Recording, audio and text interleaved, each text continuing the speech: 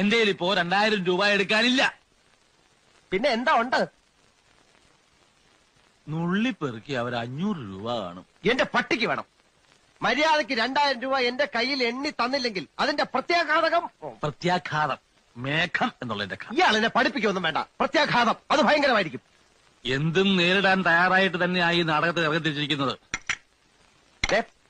ഒരുമാതിരി പല തന്തയ്ക്ക് പറഞ്ഞ പരിപാടി എന്റെ അടുത്ത് കാണിക്കരുത്. തൽക്കാലം പല തന്തയുണ്ടെന്ന് വിചാരിച്ചേക്കാം. ഞാൻ പോവാന്ന്. അതെ, കുറച്ച് പതുക്കെ പറഞ്ഞാലും കേൾക്കാം. പിന്നെന്താ ഞെട്ടാത്തത്?